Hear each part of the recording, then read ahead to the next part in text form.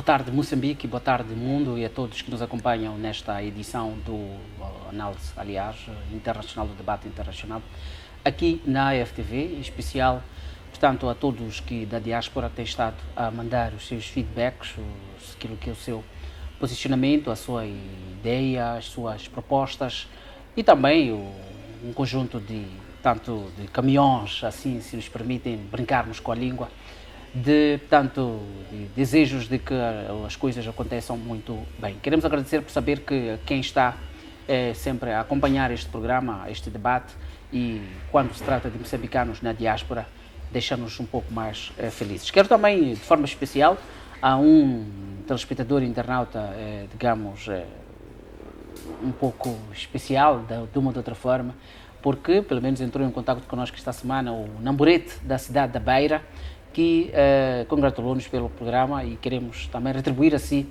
aqui publicamente, esta manifestação de carinho, aqui, portanto, assistir à programação da FTV, em caso particular, ao debate internacional. Quero saudar também aos meus convidados, que já se encontram aqui, obviamente, e saudações, Jaime, seja bem-vindo. Muito obrigado, muito obrigado. Quero aproveitar também e saudar os nossos telespectadores, que na verdade estão ávidos para poder acompanhar o nosso debate. Obrigado. José, como está? Estou bem. Boa tarde, telespectadores. Muito obrigado por me cá terem e espero fazermos o serviço de servi-los com aquilo que é a nossa opinião acerca da resenha internacional.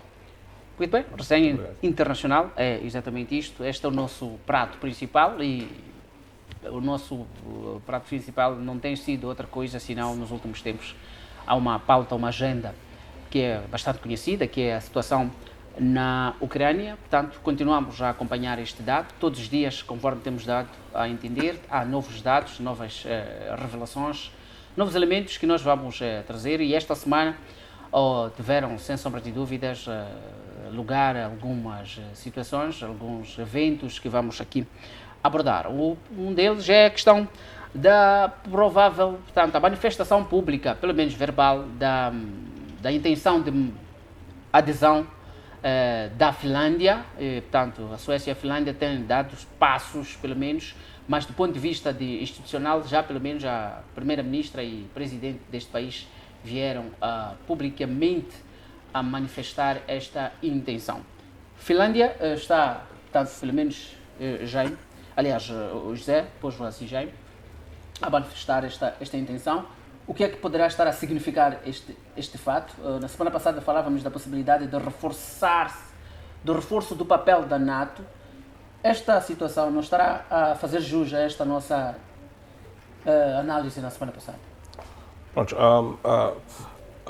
cria-se agora, infelizmente, com esta operação especial russa na Ucrânia, um sentido de propósito para a NATO. A NATO já era uma organização que nós sabíamos que não tinha um propósito de ser. A NATO aparecia na Líbia, a NATO aparecia em teatros operacionais muito longe daquilo que eram ameaças ao Ocidente, e agora, com esta invasão, nós temos uma NATO que, de certa forma, ressurge, que volta a nascer, e que tende agora a tentar pressionar. Pressionou-se até a Suíça para deixar de ser neutra, e tende a pressionar agora aos países como a Suécia, aos países como a Finlândia, para, de uma certa forma,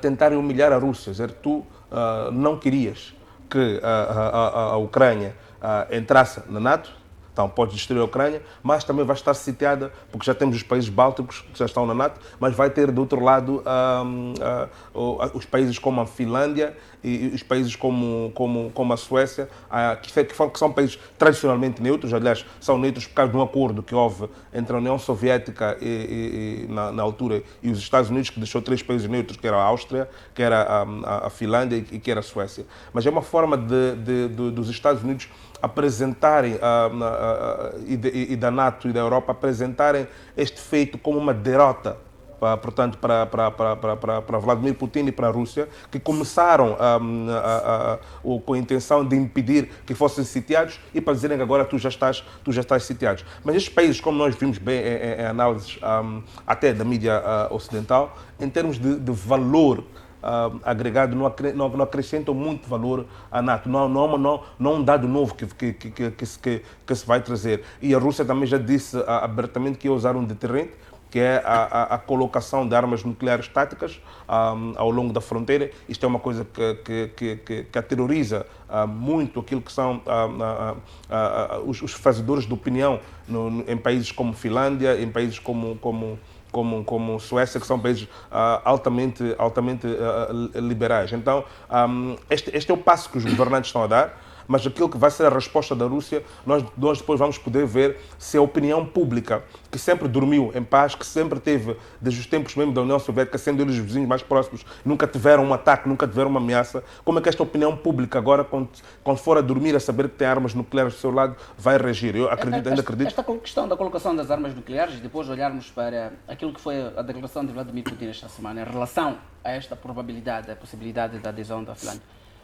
não dá a entender efetivamente que a Rússia está preocupada com esta situação? Não, a Rússia está preocupada porque se sente traída. Sente-se traída porque estes são acordos históricos que sempre permitiram haver uma convivência pacífica. E a Rússia tem cerca de 1.800 quilómetros de fronteira com a Finlândia. Estamos a falar de qualquer coisa como quase daqui até Nampula. Estamos a falar, é uma grande distância de fronteira para cobrir. E se for atacada, poderá, portanto, ser atacada por ali. Mas a Rússia também sabe que a adesão à NATO não é uma adesão muito...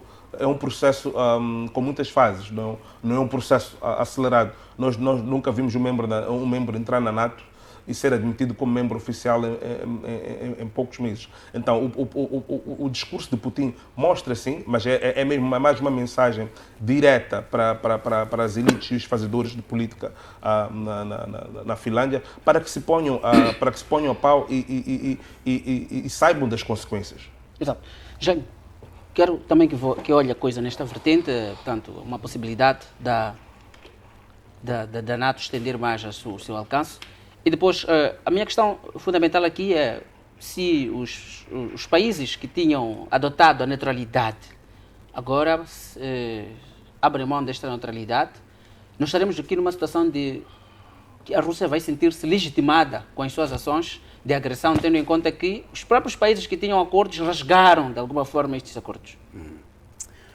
Bom, nós estamos diante do regresso das relações internacionais caracterizadas pela luta pelo poder e influência a nível do sistema internacional. Na verdade, a Finlândia, ao tentar rasgar, neste caso, o acordo que visava a neutralidade, neste caso, está a tentar rasgar o acordo. Tudo isso na verdade, é uma tentativa de querer fragilizar a Rússia. Neste caso, quem está a perpetrar isso são os Estados Unidos, que, na verdade, estão a tentar entrar em conflito com a Rússia, neste caso, porque viram que a Rússia estava a desenvolver em todas as dimensões. Então, estão a tentar criar mecanismos para que a Rússia não possa avançar muito. Olha, as grandes potências não podem entrar em conflito diretamente, razão pela qual a Rússia, neste momento, está a combater com a Ucrânia, mas, na lógica, não está a combater diretamente com a Ucrânia. Está-se a usar, neste caso, uma guerra por procuração. Porque um conflito, neste caso, entre a Rússia e os Estados Unidos ou outras potências, seria uma guerra sem nenhum vitorioso. Porque aqueles estados têm armas nucleares. E os estados com armas nucleares não podem entrar em contato direto, porque pode acabar o mundo. Exato. Mas, olhando este desenrolar da guerra, estamos a encontrar a possibilidade de alguns países entrarem na NATO. Obviamente, o José disse muito bem que não é um fato, digamos, imediato, mas a Rússia um dia vai querer retaliar caso a Finlândia entre na NATO, seja por questões, por outras armas económicas, tecnológicas ou mesmo as armas propriamente ditas. De uma ou de outra forma, nós estamos aqui a preparar uma terceira guerra mundial a médio e longo prazo, independentemente de hoje. Uma guerra nuclear não é algo possível nos próximos tempos? Bom, o que eu posso dizer é que a Europa em si não gostaria de voltar a entrar numa guerra da dimensão da Primeira Guerra, Segunda Guerra Mundial. Porque, na verdade, a Europa, neste momento, está muito empenhado em questão de desenvolvimento. Havendo uma guerra, a Europa entra em colapso, o que não é o objetivo da Europa neste momento. Portanto, pode ser neste momento um discurso falacioso para tentar criar uma situação não confortável para a Rússia, quando efetivamente aqueles Estados não vão aderir à NATO. Porque eles também sabem das consequências que podem vir a acontecer se, por acaso, forem admitidos a serem membros da NATO. Exato. Muito bem. José, o embaixador da Rússia na União Europeia esta semana terá dito que terá contraposto as vozes que dizem que a Rússia não está... teve um revés em termos de timing que ia durar esta guerra. Ele apareceu e disse que não, que o tempo que está a durar a guerra é o tempo que foi delineado e que as coisas estão a correr como deviam tanto correr e que não é o objetivo da Rússia invadir a Ucrânia. Mas no terreno estamos a ver cidades conquistadas, algumas destruídas. Essa narrativa de que não há, portanto, interesse de conquistar a Ucrânia, faz sentido ou nem por isso? Portanto, a narrativa oficial daquilo que são os timings da operação especial russa na Ucrânia, este manual, este livro está no Conselho de Segurança no Kremlin, e não está em Washington, nem está na CNN, como tem andado a publicar a BBC por aí. Mas existe uma tentativa ou uma narrativa ocidental, mesmo do ponto de vista de observação de vítimas. Do lado russo morrem generais, do lado russo morrem soldados, e do lado ucraniano não morre soldado, não morre general, só morrem civis. Então, esta narrativa também agora estendeu-se para aquilo que é... Eu estive a debater ali com alguns internautas na minha página, e muitos deles são ocidentais, e a narrativa que tem muitas vezes aparecido é aquela de que os equipamentos russos bélicos não funcionam, os equipamentos russos bélicos estão errados, os MiGs russos, apesar de estarem a bombardear e estarem a funcionar, são obsoletos. Então, é uma campanha de uma narrativa, como é que vamos dizer, mental, para desmoralizar aquilo que é a Rússia e demonizar aquilo que é a Rússia. Isso faz-me lembrar a Europa nas imediações da Primeira Guerra Mundial, onde o alemão era demonizado, o russo era completamente demonizado e neste caso não havia espaço para meio termos. É uma coisa que me assusta, porque nisto tudo a única voz que aparece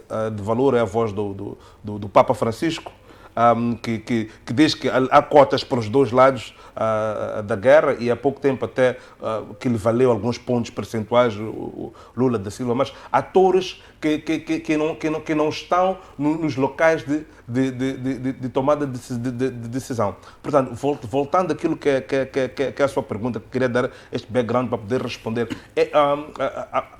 Esta guerra é uma das maiores guerras onde a gente vê como que a opinião pública, a mídia, pode ser usada como um canhão de batalha para poder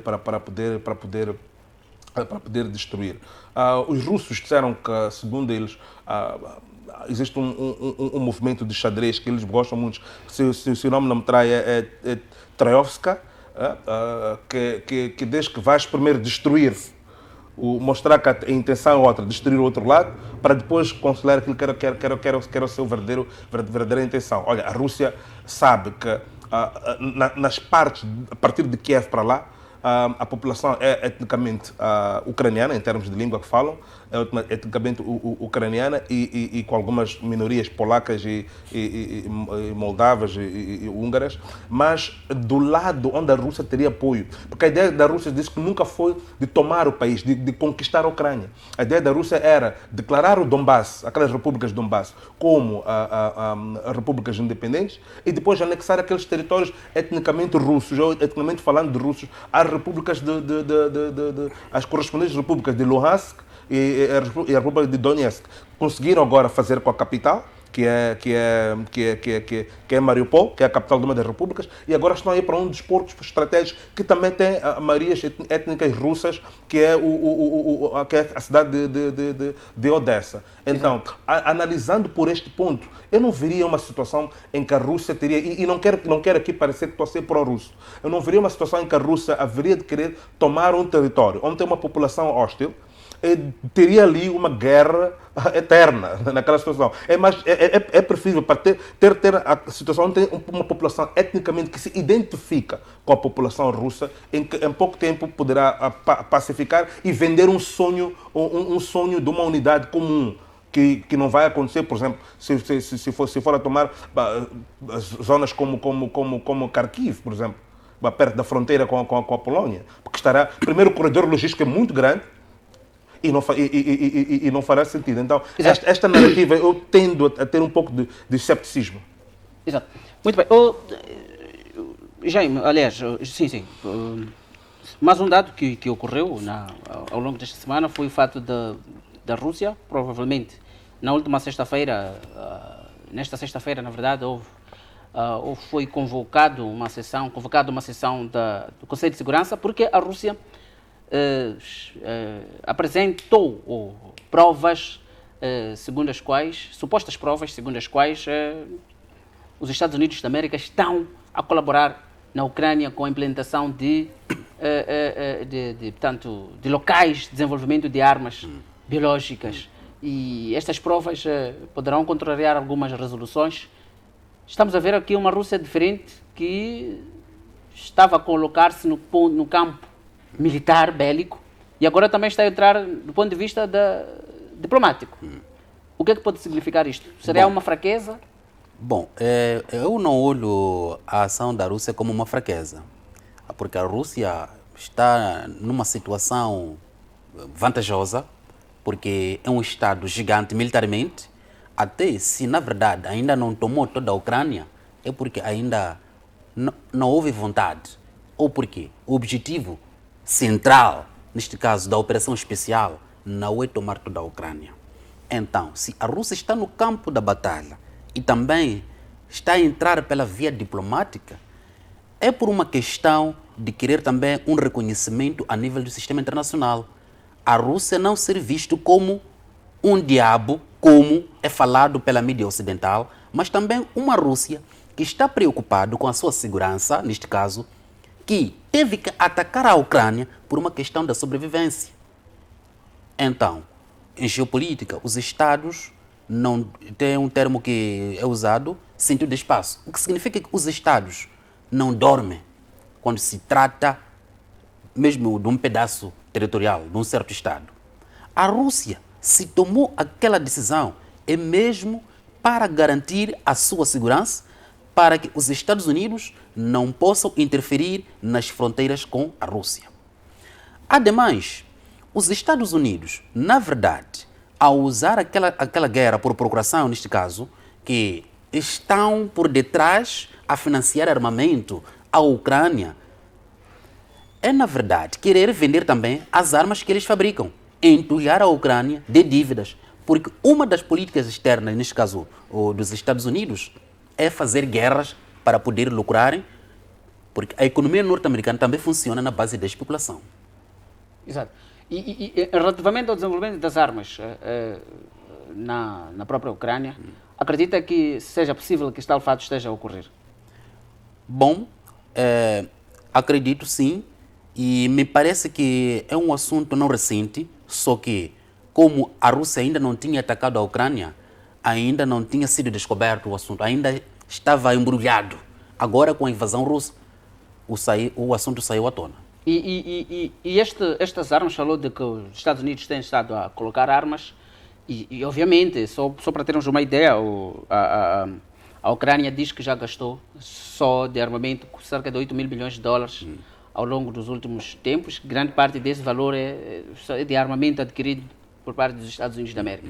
Mas a minha questão é, esta colocação das armas, então, não está por detrás desta demora da Rússia realizar os seus objetivos, ou não é demora nenhuma, ou o fato do apoio militar não é nenhum empecilho para o trabalho que a Rússia está a fazer? Bom, a Rússia, na verdade, ainda não está a usar toda a sua capacidade de força.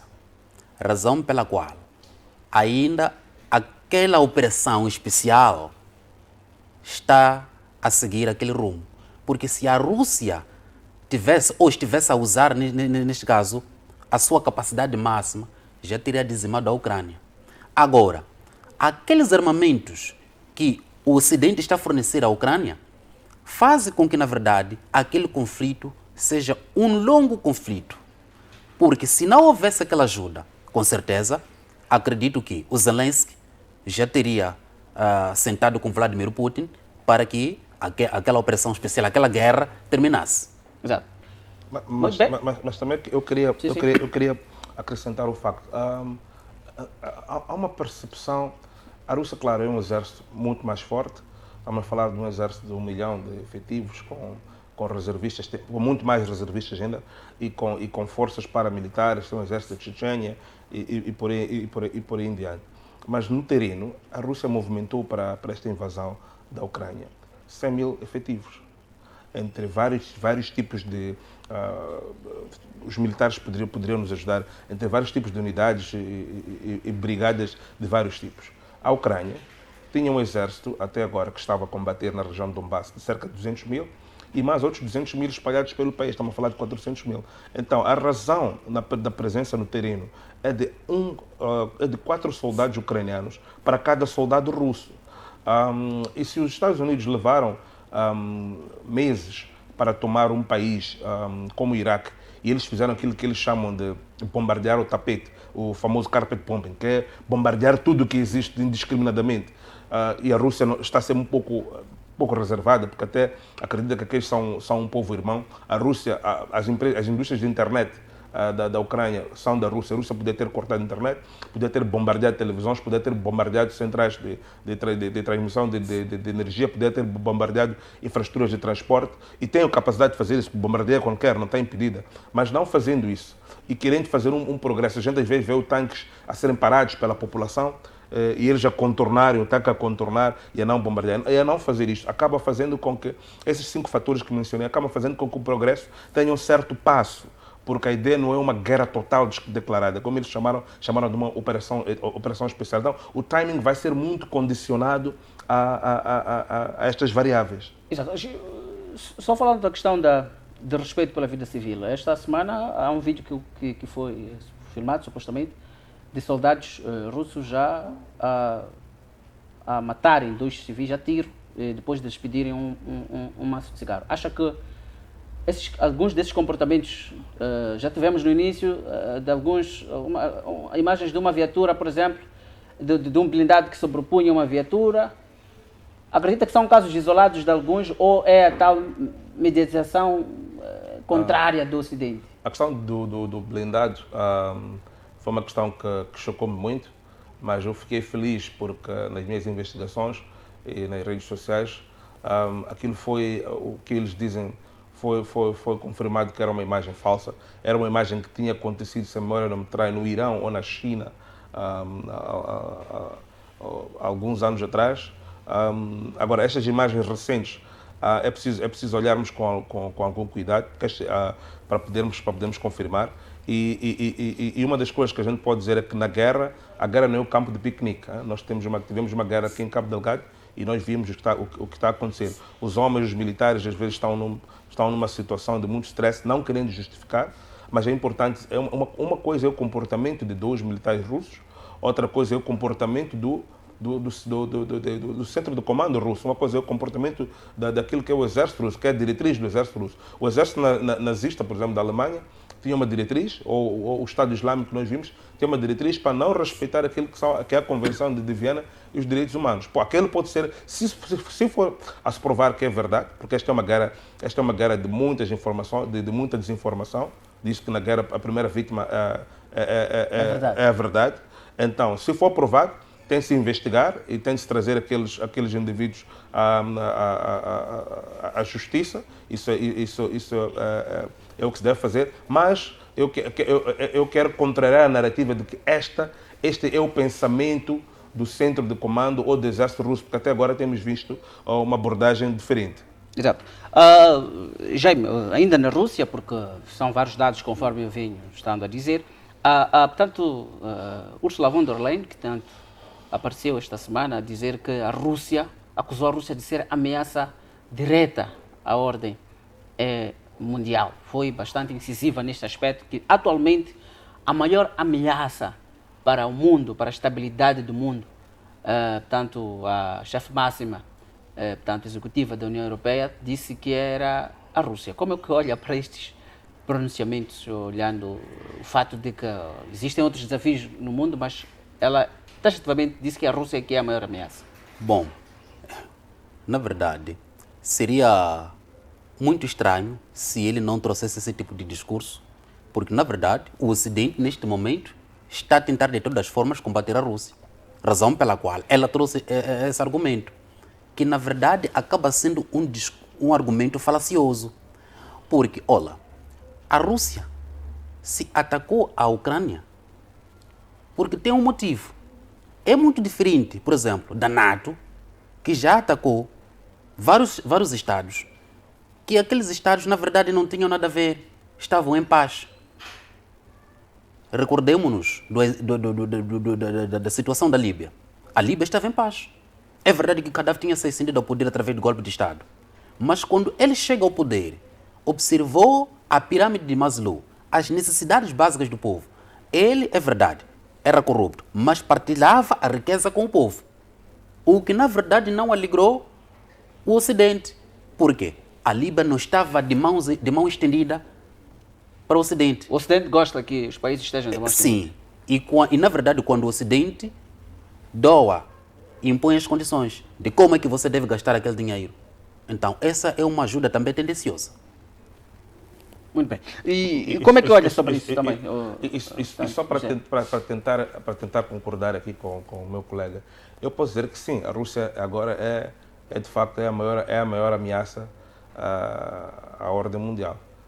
E qual é a ordem mundial? É a ordem unipolar que nós temos geopoliticamente falando, que é um polo, e este polo é dominado pelo Ocidente, mas no seu caso a cabeça figurativa são os CEUAs, né, os Estados Unidos da América, que ditam para o resto do mundo. Esta é a ordem mundial que se estabeleceu pós a queda da União Soviética. Né? Então, a Rússia, de facto, porque no final desta guerra, por que está-se a combater tudo e mais alguma coisa para que a Ucrânia prevaleça e a Rússia seja militarmente enfraquecida? Porque no final desta guerra, eu receio que o mundo vai estar dividido em vários blocos de alternativas ideológicas, em que vai se perceber que é preciso termos existe uma certa fartura que os países têm agora por causa da questão do mundo estar numa situação de unipolar, de um bloco, só um centro de tomada de decisões, que é Washington, D.C. Os Estados Unidos tinham, por exemplo, sentiam uma frustração porque eles não estavam na União Europeia, mas estavam na NATO. Então não conseguiam influenciar algumas políticas da União Europeia, por isso que alguns gigantes americanos, algumas empresas aquilo que eles chamam de Big Tech, acabaram sendo multadas, como a Google, como a Microsoft, que foram multas que penalizaram um pouco a economia americana. Então, desta forma, os Estados Unidos conseguem, através deste conflito, fazer o quê? Conseguem pôr a Europa unida num polo e com uma só visão ideológica. E a Rússia ameaça isto, se sair vitoriosa deste conflito. Por isso que aquilo que a Van der Leyen estava a falar é mesmo o facto do alinhamento ideológico, que se a Rússia sai vitoriosa deste conflito, vai se quebrar. Exato. Só mesmo para terminar esta parte, Volodymyr Zelensky manifestou mais uma vez digamos, o desejo de sentar com Vladimir Putin para poderem conversar sem pré-exigências, segundo ele diz. Mais uma vez ele apresentou-se como tal. Há quem já acha que não há nenhum interesse de Volodymyr Zelensky sentar com Putin, é apenas uma teatralização, tendo em conta aquilo que ele é, um ator de circo. Há quem diz que não, é sincera esta abordagem. Para si, em que ficamos? Bom, eu penso que o Zelensky na qualidade de ser presidente da Ucrânia, já deveria ter sentado há muito tempo com Putin para que se ultrapassasse o problema. Exato. Mas ele foi teimoso. Mas isso pode se explicar por que tomou aquele comportamento. Porque o Zelensky não é político. É verdade, acabou entrando na vida política, mas ainda não está muito maduro na política, porque ele teria se apercebido da dimensão da Rússia. Na verdade, ele foi dado um rebuçado envenenado. Por quê? Pelo Ocidente. Foi dado um rebuçado envenenado. Que, na verdade, a Ucrânia está, neste momento, a sofrer consequências por causa das ações de Zelensky. Então, o Zelensky, ao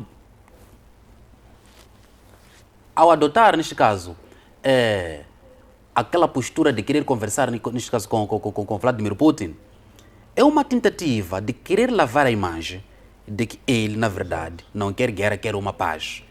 É verdade que todo o Estado, ou qualquer estadista, lutaria pelo interesse nacional do seu Estado. Mas, neste momento, o Zelensky tem que se aperceber de que, na verdade, está sendo conduzido para um caminho de abismo, porque a Rússia é um gigante. Na verdade, o Zelensky não tem muita capacidade para contornar isso. A Rússia, neste momento, tem a obrigação de sair vitorioso naquela guerra, porque está em jogo aqui a questão da hegemonia. Não se pode pôr em causa a hegemonia da Rússia. Exato. E o fato de Zelensky estar a resistir não seria visto como um significado de um certo patriotismo, de amor à pátria, de quem efetivamente prefere dar a sua própria vida em defesa dos valores desta própria pátria? É essa narrativa que está sendo construída, que na verdade é uma narrativa que está sendo forçada pelo Ocidente, porque Zelensky, ele como chefe do Estado da Ucrânia, na verdade, não teria muitas capacidades. Já teria se rendido ou já deveria ter adotado outro caminho diplomático para se ultrapassar o problema. Mas, neste momento, aparenta ser muito forte porque tem muito apoio do Ocidente. Que o objetivo central do Ocidente é ver uma Rússia fragilizada. A mesma questão para si, José. Acredita nesta posição de Zelensky de efetivamente querer um diálogo profícuo, produtivo e que esteja à altura? Pronto, existe um ditado que ouvimos quando éramos crianças, que uma criança vinha para a vila e gritava: o lobo vem, o lobo vem, o lobo vem. Quando os anciãos saíam a correr, chegavam lá, o miúdo começava a rir, os anciãos voltavam e depois, no fim, o que acabou acontecendo é que de verdade o lobo veio e ninguém saiu para ir socorrê-lo e depois o miúdo pereceu e pereceu o seu rebanho. Olha, nesta guerra nós já vimos Zelensky e como político devia ter, e talvez vou aqui concordar com o meu colega de painel, que como político ele não teria cometido alguns erros de palmatória que cometeu. O Zelensky já falou cerca de 6 ou 7 vezes que quer negociar, mas também já veio ao público dizer que rejeita todas as precondições que foram feitas pela Rússia e que só pode conversar depois daquelas precondições serem removidas. O Zelensky já veio dizer que a questão de Donbass e de Donetsk não é negociável, mas também já veio dizer que aceita negociar. A dada altura começamos a questionar aquilo que é a credibilidade do líder ucraniano. Se calhar existe uma falta de simpatia que está-se a começar a construir agora na Europa, até do ponto de vista do Sul global, e que o Sul global nunca concordou ou vê a guerra de um prisma completamente diferente do prisma que o Ocidente vê. E uma pequena apunhalada que apareceu agora que preocupou o Zelensky que pode ter motivado ele a dizer que quer sentar para negociar, é que a França disse há pouco tempo, abertamente, o Macron, que algumas das sanções que eles adiantaram contra a Rússia, eles estão dispostos a voltar atrás algumas das sanções, porque, e depois disso podemos deixar para outro debate, talvez porque Macron não queira que as questões econômicas venham trazer de novo um movimento dos coletes amarelos, como aconteceu com ele há 2 anos. Então, e a guerra já começa, a dada altura, a narrativa da guerra já começa a cansar. Nos Estados Unidos estão a surgir movimentos agora a dizer que nós temos dinheiro para a guerra, mas nós temos dinheiro para resolver assuntos aqui em casa. Não temos problema de falta de comida para crianças. Agora eles disseram não tem crise até da famosa fórmula para as crianças comerem. Então, existe agora um sentido de pressa do lado do Macron, não, do lado do Zelensky, que esta é a minha segunda análise. A primeira análise é aquela que eu disse, que não acreditava muito, porque já está a começar a ser repetitivo, mas também posso analisar de um outro prisma, que pode ser esta questão de urgência destes fatores todos, porque depois de um tempo a guerra torna-se menos mediática e as pessoas estão cansadas, e a questão econômica, ele sabe que vai começar a pesar muito no bolso do europeu, que está com inflação em níveis históricos, já tem algumas manifestações públicas dizendo para pararem de armar a Ucrânia. Então, existe aquele algum sentido de urgência de tentar lavar a cara para mudar aquele discurso que ele fazia, como que fazia na semana passada, e depois de ter visto o discurso do Vítor Orbán e o discurso do Macron, que podem levar ele realmente a querer sentar à mesa de negociações. Agradecia eu que fosse assim, porque havia de poupar o mundo de muitos males. Bom, eu penso que na Europa, neste momento, está a acontecer um cenário muito interessante. Porque mesmo alguns Estados que são membros da União Europeia não estão a concordar com as sanções impostas à Rússia. Porque, olha, a União Europeia, como bloco regional, não está a apresentar propostas concretas que, na verdade, vão resolver os problemas dos Estados-membros. Apenas só querem impor sanções à Rússia. Por isso, alguns Estados estão numa situação de desconfiança quanto a essas sanções. E também, há uma coisa muito importante que nós temos que perceber aqui. A Europa é um continente. Tem alguns Estados que fazem parte do bloco regional. Sim. Tem outros que não fazem parte, mas são Estados europeus. Exato. Agora, esses que não fazem parte, outros não estão a se pronunciar acerca das sanções. Outros já disseram abertamente que vão continuar a comprar o gás russo, usando, neste caso, a moeda russa.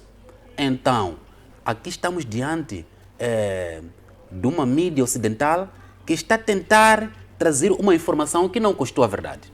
Muito bem.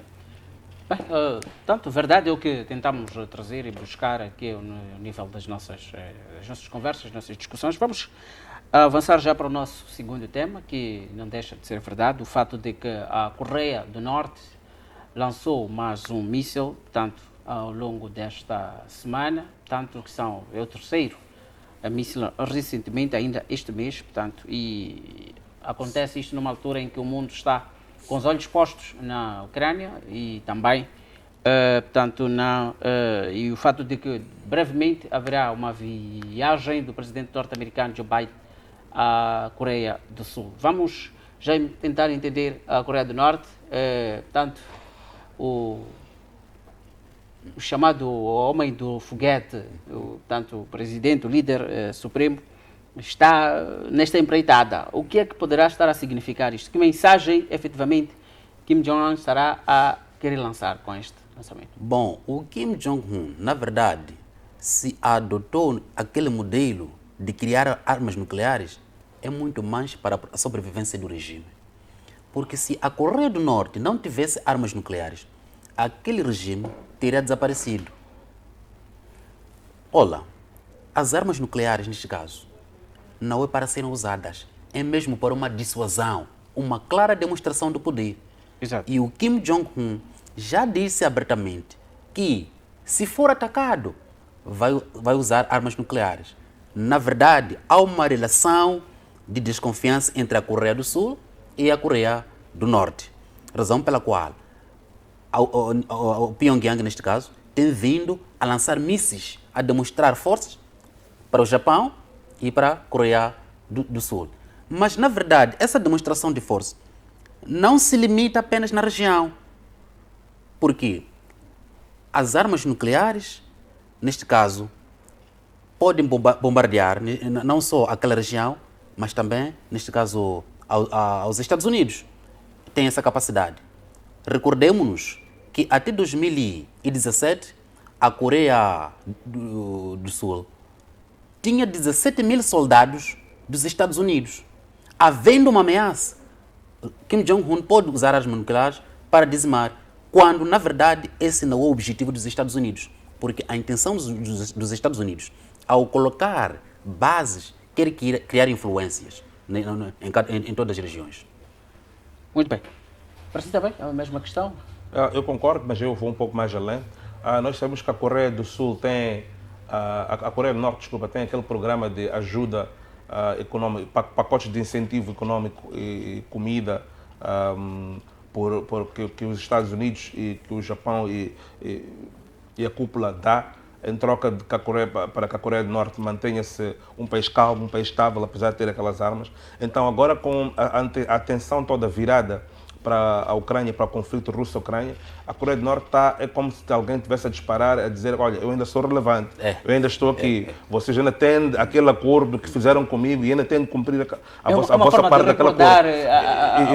Exatamente, que ainda sou, porque agora viu-se um pacote de ajuda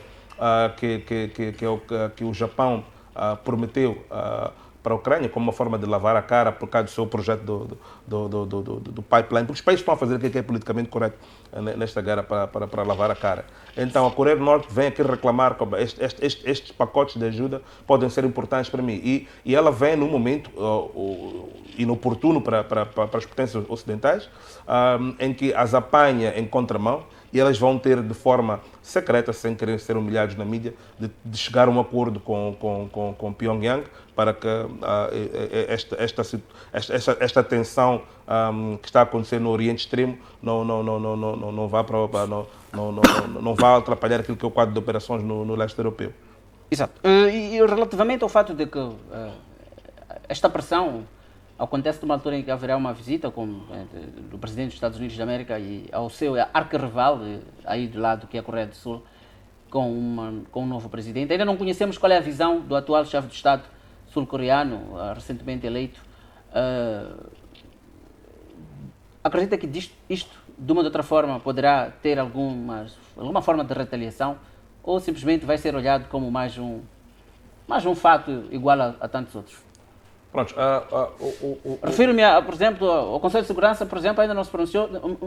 Muitas das vezes, rapidamente, tem estado, sempre que lança-se, menos de uma semana, já reúne-se de emergência.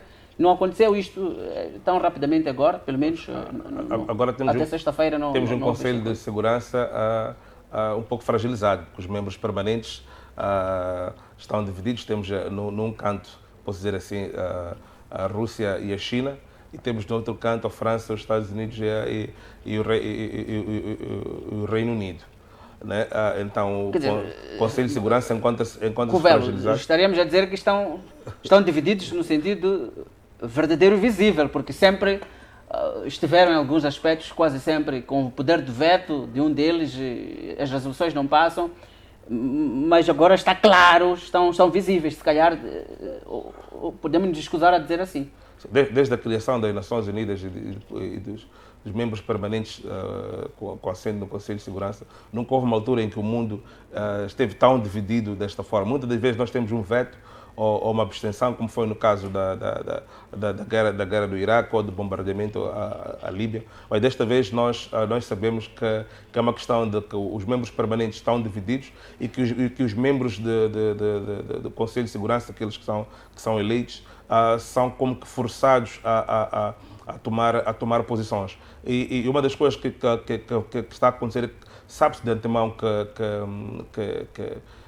que depois do voto para remover a Rússia daquilo que é o Conselho de Direitos Humanos das Nações Unidas, nós temos um cenário em que muitas das resoluções, se fosse uma guerra normal, teriam passado, portanto, para as Nações Unidas, mas os países ocidentais, que estão, neste caso, de quem a Ucrânia está a reboque, aperceberam-se que, levando estas resoluções em sede de discussão das Nações Unidas, os votos podem vir a ser diferentes, porque o Sul global está a votar de uma forma completamente diferente nós tivemos até o número de abstenções que estão acontecendo na América Latina, no Médio Oriente, e esta resolução pode vir até a ser derrotada. Não que haja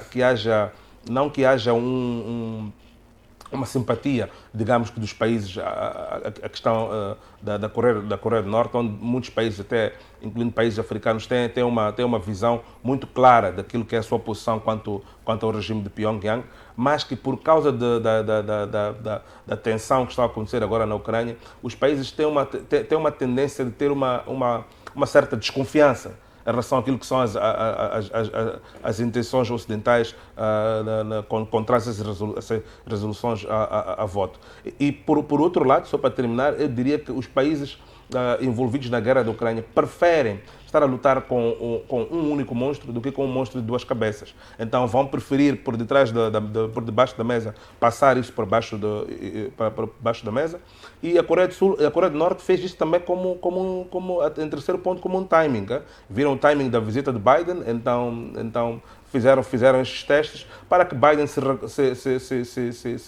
recorde e quando tiver em discussões com o seu homólogo sul-coreano, esta venha a ser um assunto que está no topo da agenda e vai se beneficiar Pyongyang por isso. Exato. Bom, e outra coisa, Sim. A ação neste caso de Kim Jong-un, ou de Pyongyang, ao lançar míssil na véspera da visita de Joe Biden à Coreia do Sul, é na verdade também deixar um aviso, porque conforme disseste aqui que ainda não sabemos nada do novo presidente sul-coreano. Exato. Em termos da sua visão, sim, seja da e política. o Kim Jong-un, conhecendo a política externa norte-americana, que na verdade eles atacam para impor o seu regime neste caso, americano, então está a deixar um aviso de que não, nós estamos aqui e temos capacidade. Muito bem. Um outro assunto que não saiu das manchetes por causa ofuscado por esta mediatização do conflito no leste europeu é a questão da Palestina e Israel. Palestina acabou, vamos mesmo em muito pouco tempo, o Israel derrubou um prédio na Palestina e deixou 35 desabrigados e já vem este ano continuando a destruir várias habitações. E também um dado não tão bom foi a morte de uma jornalista palestiniana de uma estação televisiva da Al Jazeera, da qual depois de Israel acusar os soldados, portanto os palestinos, agora não diríamos que assumiu meia-culpa, mas disse que vai investigar. Portanto, gostaria que pudéssemos analisar estes últimos acontecimentos. Bom, o assunto Israel-Palestina é um assunto já antigo, que na verdade há uma grande disputa territorial, porque todos estão a reivindicar o mesmo território. É verdade que todos eles, o território lhes pertence, mas o que está em jogo é uma questão religiosa, porque os judeus consideram-se os donos e os palestinianos, neste caso que são muçulmanos, se consideram os donos também. Então, o que estou a perceber aqui é que na verdade, existe uma vontade de humilhar, neste caso, a Palestina, porque também Israel tem uma capacidade muito forte em relação à Palestina, razão pela qual tem adotado aquele comportamento como forma de deixar uma mensagem à Palestina de que não, vocês são crianças, portanto, nós temos capacidade, sempre vamos fazer o que desejamos. Exato. E o fato do posicionamento, por exemplo, do Hamas, ainda agora, o Mahmoud Abbas terá, para o caso da jornalista, disse que este fato não seria, este assunto vai ter retaliação. Depois temos a questão do esfaqueamento de 3 pessoas por supostos palestinianos, em que Israel estava atrás destes palestinianos. O Hamas também apareceu a dizer que congratula, mas distancia-se, mas congratula este fato. Este dente por dente, olho por olho, quando é que vai terminar? Bom, na verdade é um assunto polêmico, porque se na verdade não apoia, mas congratula, está a deixar uma mensagem clara de que não, vocês podem continuar a fazer, porque na verdade a ação dos palestinianos tem um significado, porque Israel está a tomar uma atitude, na verdade, muito agressiva contra a Palestina, ou palestiniano neste caso. Olha, se a Palestina não adotar uma questão, neste caso de sobrevivência, é que é retaliação, pode não ser em grande escala por causa da... porque não, comparativamente ao Israel, sempre Israel vai fazer e desfazer. Então, se a Palestina adota, na verdade, aquele comportamento, é uma questão de querer sobreviver. É a não, mas também pode fazer alguma coisa. José Couvert. Eu concordo, mas tenho um outro ponto ainda mais além. Eu estou, de facto, um pouco... e provou-se hoje que a jornalista era norte-americana em origem, que foi mesmo um tiro das forças israelitas. Então, as condolências a toda a camada jornalista, não é bom com jornalistas... Então, uma palestiniana com naturalidade... Com nacionalidade americana. Nacionalidade americana também.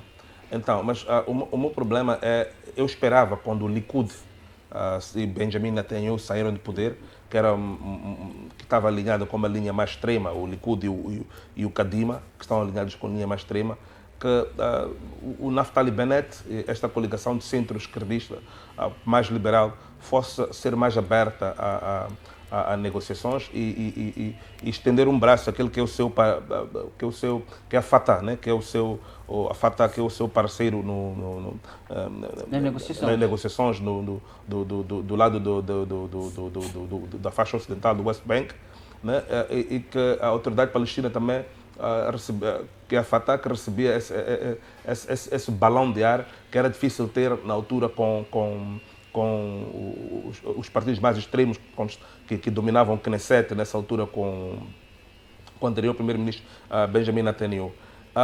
Mas quando estava a ler hoje, ainda esta manhã, ali uma página online, num jornal, fiquei decepcionado que a postura desta coligação é de que eles não suportam uma solução de 12 Estados. Portanto, o Naftali Bennett diz que não suporta. Mesmo o seu primeiro-ministro alternativo, que vai lhe substituir em 2023, também diz que não suporta, não apoia aquela situação de 12 Estados a conviverem. E quando diz que não apoia a situação dos 12 Estados, não deixa um outro reduto à autoridade, à Fatah, que é a autoridade palestina, e acaba dando mais volto a organizações extremas como o Hamas, acaba fermentando, porque o Hamas praticamente usa aquelas declarações públicas e diz que eles nos querem exterminar e ganha mais legitimidade e radicaliza mais os jovens e o mundo islâmico ali à volta. É engraçado que em Israel, eu sinto até saudades do falecido primeiro-ministro de extrema-direita, que era o Ariel Sharon, porque foi com Sharon que foi retirar alguns colonatos judaicos ilegais que estavam na faixa de Gaza. E Sharon percebeu que uma coisa que até o Irão percebeu agora em relação à Arábia Saudita e vice-versa, que estes são nossos vizinhos, estão ao lado. Nós precisamos ter uma solução. E começou a impor a solução dos 12 Estados, à força. E o Benjamin Netanyahu, que também era radical, também estava a impor uma solução de 12 Estados, mas uma solução à força. Ali, talvez, o erro era a negociação que não acontecia. Quer dizer, a solução dos 12 Estados era feita segundo aquilo que era a visão de Israel de implementar o que lesava, de certa forma, as ansiedades e os anseios dos palestinos. Mas este grupo liberal agora vem a contrariar, vem a voltar até para trás dos acordos de Oslo. Que sinceramente não abre espaço para negociação, nem espaço de manobra, senão que se militarize de novo o Fatah e se militarize e se galvanize o Hamas para se poder combater e ver se chega a uma situação de entendimento. Isto preocupa muito porque aquela região é responsável por grande parte da radicalização islâmica que temos no mundo. E nós temos aqui em Moçambique elementos radicais islâmicos a combaterem no norte de Cabo Delgado e que podem ser, a partir disto, galvanizados. Já vimos que isto galvaniza o mundo todo, do Afeganistão, o mundo islâmico todo, até a África. Então, gostaria sei que, não sei se ouve o nosso programa aqui da Embaixada Embaixada de Israel em Moçambique, mas para que apelassem a quem de direito para que se começasse a se criar uma postura de negociação. A postura de dois Estados, ainda que não completamente perfeita, é o primeiro caminho para a paz que é tão desejado naquela região. Exato. Olhando para a última questão para ambos, para o papel das Nações Unidas relativamente a este assunto, nunca, tanto António Guterres nunca tinha sido posto à prova. Já vimos os anteriores, tanto os secretários-gerais, Ban Ki-moon e tanto o ganês, tanto o Kofi Annan, o malogrado, eles que tiveram quase que sempre dores de cabeça de forma cíclica, e ainda não temos aqui uma postura de António Guterres. E depois temos António Guterres envolvido na situação, a meter as mãos pelos pés na questão russo-ucraniana. Temos o António Guterres, a situação da Eritreia, do Tigré, a não posicionar-se, digamos, como um estadista mundial que se esperava fosse, nem que fosse do ponto de vista da própria fotografia. O que estou a dizer aqui é tentar trazer os conflitos que estão ocorrendo no mundo e a forma como têm estado a ser geridos. Há vozes que levantam-se pela forma como acham que a Ucrânia, por exemplo, acabamos chegando lá, tem sido talvez um pouco mais favorecida, mas não se diz nada em relação a estes conflitos, não há uma oposição. Como é que avalia esse posicionamento de António Guterres ou das próprias Nações Unidas? Bom, António Guterres, como secretário das Nações Unidas, na verdade, ele não tem tido muita voz quanto a esses conflitos que mencionaste aqui, porque ele está, na verdade, a tentar responder os interesses do Ocidente. E isso fez com que renovasse também o mandato, porque se não estivesse a atender os interesses do Ocidente, não teria conseguido renovar o mandato e nem teria sido eleito, neste caso como secretário-geral das Nações Unidas. Os últimos dois secretários-gerais renovaram os seus mandatos. Significa que há um alinhamento previsto? Há um alinhamento, sim, ideológico. Com a agenda ocidental. E outra coisa, estávamos aqui a falar de Israel, neste caso, que tem vindo a massacrar, neste caso, os palestinianos. Olha, os Estados Unidos, que se consideram, são potência mundial neste caso, eles são um grande aliado de Israel, que até alguns grandes cérebros, neste caso, que operam na economia norte-americana, são israelitas. Exato. Então, na verdade, o António Guterres não pode ter muita voz porque está sob a égide também dos americanos. Muito bem. Portanto, Covelo, esta dicotomia que havia entre, portanto, o antigo primeiro-ministro de Israel, o magnata, portanto, este do Likud, Netanyahu. o Benjamin Netanyahu, e Donald Trump, ou os anteriores presidentes, porque conforme sabemos, o Netanyahu não é o último mandato não foi o primeiro, portanto já esteve, saiu, voltou. Exato. E já tive relações muito boas, mas agora também não há aqui um vazio de relacionamento, porque os Estados Unidos acabavam balançando, não é? Aquele papel do irmão mais velho que puxa a orelha, exato. Mas Biden e Bennett, nós estamos a ver aqui uma química. Já tiveram um encontro, sim, mas não é tão habitual como vínhamos, por exemplo, na altura, com Benjamin Netanyahu e os anteriores presidentes no seu mandato. Eu me lembro que Benjamin Netanyahu não tinha boas relações com Obama, por causa da questão do acordo nuclear com o Irão, que dizia que era uma ameaça existencial para Israel. O Joe Biden teve um ano antes da crise da Ucrânia, e neste ano o Joe Biden, uma das coisas que um presidente americano faz ao entrar no poder nos Estados Unidos em termos de política externa, é desenhar uma política para o conflito, para o Médio Oriente, por causa do interesse estratégico do Médio Oriente em termos de petróleo, que é o combustível da indústria mundial. e das principais praças financeiras. Então tem de ter ali, portanto, sempre uma política para o Médio Oriente. O Obama teve uma política, o Trump entrou desde já com uma política que apoiava a solução dos 12 Estados, estabelecia a capital em Jerusalém e dizia aos palestinos para que aceitassem os terrenos que têm ou então sofressem as consequências. Joe Biden até agora, o que eu sinto, este conflito está a ser deixado ir por muito mais tempo, porque até Israel não tem interesse em ser manchado e depois em sofrer roquetes a serem lançados de Gaza para as suas cidades mais próximas de Gaza e atingir ali a infraestrutura, é que os Estados Unidos tivesse neste momento entrado a sempre fazer aquele papel pacifista naquela situação do Médio Oriente. E todo presidente americano que entra, todo presidente americano, sem exceção, tem, desde Bill Clinton, tem tentado negociar uma certa concessão entre as partes e ter ali um acordo entre as partes. Mas os Estados Unidos encontram-se muito ausente deste conflito, encontra-se muito ausente do Médio Oriente, está completamente investido na Ucrânia e faz com que aquela situação seja como um carro desgovernado em que pode depois assumir contornos regionais e ganhos que foram feitos na altura de Trump, porque mesmo na altura de Trump os países árabes ali em região, foi a primeira vez que nós vimos um acordo oficial de amizade a ser celebrado entre Israel e um inimigo mortal como a Arábia Saudita. Vimos Kuwait, vimos Emirados Árabes Unidos também a fazer, quer dizer, assinaturas históricas. Disseram, opa, se a solução esta vai ser uma solução de sofrer, mas vamos ter essa solução. Exato. Fiquem com o que tem, Israel também para de expandir e vamos para frente. Mas está a acontecer um retroceder muito grande e a administração Biden não está investida. Se formos a ver o caso, podemos notar que nem tem enviado especial ao Médio Oriente.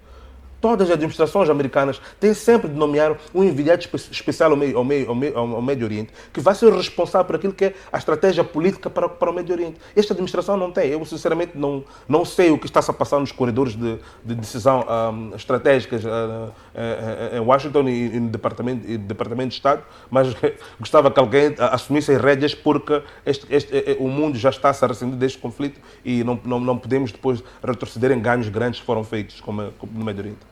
Muito bem, ganhos que efetivamente são fundamentais para manter a paz mundial e é o que nós auguramos para que ela possa chegar, ficar em cada país, em cada parte, em cada globo. Quero agradecer a vossa presença, tanto aqui no nosso programa, portanto, Jaime Saia, obrigado por estar aqui, obrigado também, José Covel, pela vossa presença. Agradecido também, empresário, internauta e telespectador. Queremos desejar continuação de ótimo final de semana e nós, como sempre temos prometido, regressamos daqui a uma semana para trazer mais análise daquilo que é a pauta mediática internacional. Boa tarde, estamos juntos.